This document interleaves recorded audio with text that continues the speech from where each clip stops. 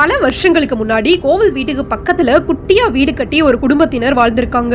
அந்த சமயத்துல ஒரு நாள் அடுப்படி வேலைகள்லாம் முடிச்சிட்டு தூங்குறதுக்காக வந்த மனைவி மறைவுக்காக கட்டியிருந்த தட்டி பக்கத்துல யாரோ நிக்கிற மாதிரி இருக்கிறத கவனிச்சு பக்கத்துல போய் பார்த்தோன்னே தட்டியில பாம்பு தொங்குறத பார்த்துட்டு அரண்டு ஓடி வந்திருக்காங்க.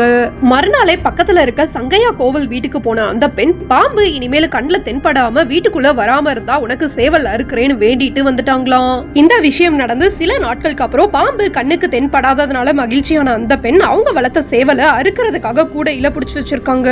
உடனே அவங்க மகன் சேவலை கையில புடிச்சுக்கிட்டு நான் அறுக்க விட மாட்டேன்னு சொல்லி எழுதிருக்காங்க. உடனே அந்த பெண் ஆசையா வளர்த்ததுனால சிறுவனுக்கு சேவலை அறுக்க மனசு இல்ல போலன்னு நினைச்சு புது கோழி வாங்கி கொடுக்கறேன்னு சொல்லி சமாதானப்படுத்திருக்காங்க.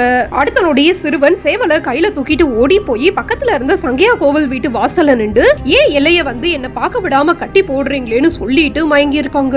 உடனே அந்த பெண் சாமியோட எல்லையில வீடு கட்டினதுனால சாமி தான் பாம்பு ரூபத்துல அவங்க எல்லைய பாக்குறதுக்காக வந்திருக்காங்கன்னு புரிஞ்சுக்கிட்டாங்களாம். இந்த விஷயம் நடந்ததுக்கு அப்புறம் அந்த பெண் பாம்பா எங்க வீட்டுக்குள்ள வந்து எங்க குடும்பத்தை காத்து நிக்கணும் சாமின்னு சொல்லி வேண்டிட்டு சேவலை அறுக்காம வந்ததாகவும் தினமும் அவங்க வீட்டுக்கு பாம்பு வந்துட்டு போனதாகவும் சொல்றாங்க.